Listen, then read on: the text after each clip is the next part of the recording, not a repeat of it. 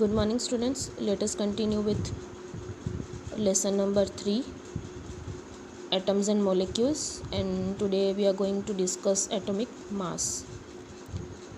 The most remarkable concept that Dalton's atomic theory proposed was that of the atomic mass. जो भी एक remarkable concept रहा है Dalton theory का, उन्होंने क्या इंट्रोड्यूस किया, proposed was that means introduce atomic mass. तो ये जो भी डाल्टन की एटॉमिक थियरी है वो क्या इंट्रोड्यूस किया, उन्होंने वो थियरी ने क्या इंट्रोड्यूस किया, एटॉमिक मास.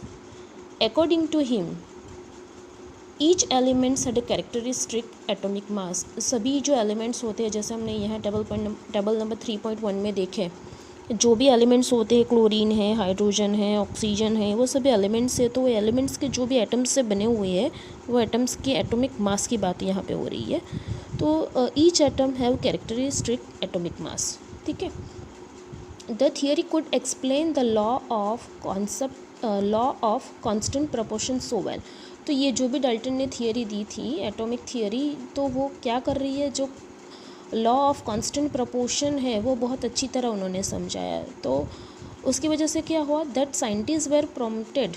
तो उनको क्या हुआ कि चलो हम क्या फाइंड आउट करें, to measure the atomic mass of an atom. तो साइंटिस्ट को लगा चलो ये एक कांस्टेंट प्रोपोर्शन की ये थियरी बहुत अच्छी तरह समझा रही है, तो चलो हम एटॉमिक मास फाइंड आउट करें. Since determining the mass of an individual atom was a relatively difficult task.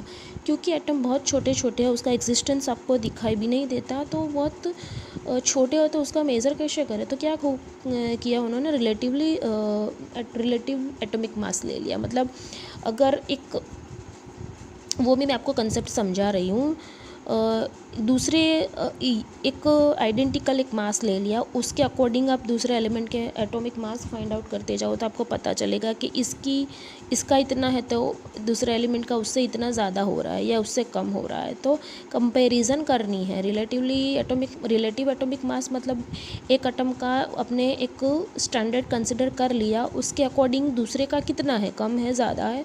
तो ये हमने लिया relative atomic mass, were determined using the law of chemical combinations and the compounds formed.